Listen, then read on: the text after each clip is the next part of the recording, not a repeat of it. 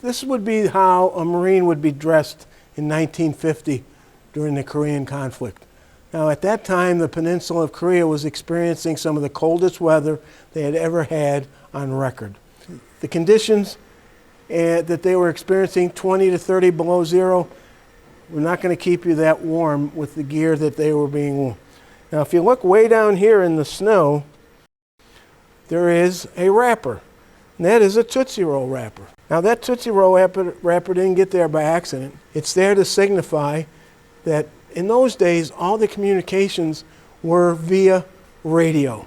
You had to hook a radio to another radio. There was a wire in between. It was very easy to make a bare spot on a wire and intercept something by hooking another wire to it. So many of the communications, because there was a possibility that they would be intercepted, had code words. Well, the code words for 60 millimeter Mike mortar rounds were Tootsie Rolls. And whether the communication got lost and the supply said, hey, they want Tootsie Rolls, or whether the supply sergeant knew they were for mortars and he sent Tootsie Rolls anyway, there's also a story that the Tootsie Roll company found out that Tootsie Rolls were being used and they were sending Tootsie Rolls to the front. Regardless, Tootsie Rolls were being sent by the thousands to the Marines in Korea. And what they were doing, because of the cold temperatures, most of their food was frozen. They would take their cargo pockets and fill them with Tootsie Rolls. And what they would do is they would pull one out and they would unwrap it, throw the wrapper down, put that in their mouth, and let it soften up, get a little bit of a sugar fix, little thoughts of home, and it was sometimes the only thing that they ate for probably till the next meal, if sometimes was the only meal of the day. So the theory is you'd always tell where the Marines had been by looking at the Tootsie Roll wrappers, the trail of Tootsie Roll wrappers.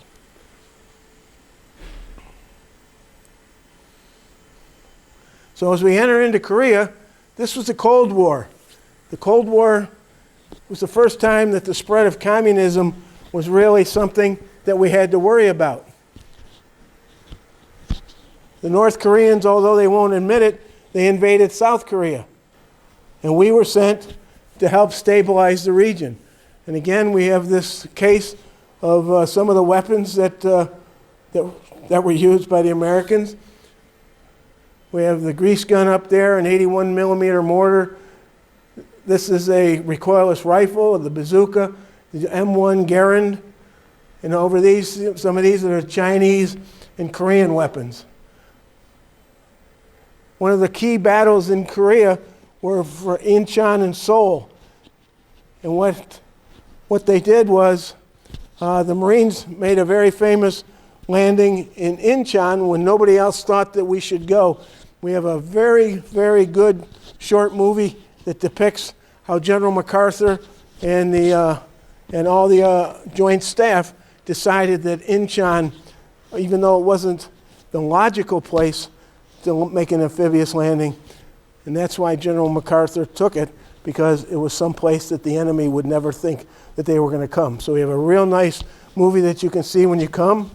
And you'll come around a corner in the Battle of Seoul, a lot of street fighting in Seoul. You have a tank. Tank was used in the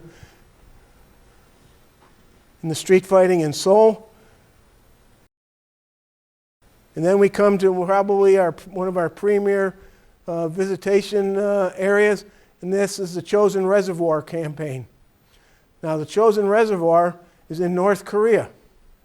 In the Chosin Reservoir, a Marine division, the 1st Marine Division, with its 20,000 men, were over there, and all of a sudden, they became completely surrounded by 100,000 Chinese regulars.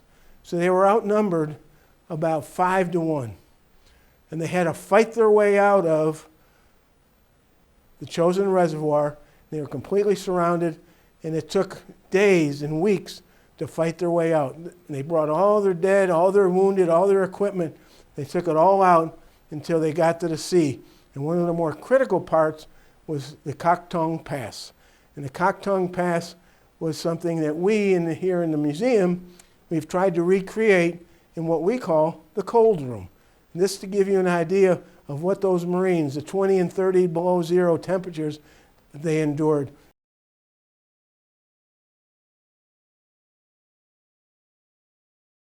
After you exit the cold room, as we call it, you're going to be in an area right here, and this pays tribute to Sgt Reckless. Sgt Reckless was a war horse. Sgt Reckless was purchased by Lieutenant Pedersen for $250 from a young boy at a racetrack in Seoul, Korea. He needed $250 to get his sister to a doctor. And so by doing so, he sold his pet, sold his horse to get the money so his sister could be fixed up. So the horse was taken by this recoilless rifle company, and the recoilless rifle is this depicted right here. And the nickname for that rifle was called the Reckless rifle. So when they adopted this war horse, they named her Reckless. Now Reckless served with them. In fact, on one single day in March of '53, during savage fighting at the Vegas outpost, Reckless made 51 trips, delivering 386 rounds to the Marines and bringing the wounded back. All right? She was retired at the rank of Staff Sergeant, was stabled at Camp Pendleton after the war, and she died in 1968. Over the years, she earned 2 Purple Hearts for the shrapnel wounds that she suffered during her trips up and down some of these mountains to deliver weapons.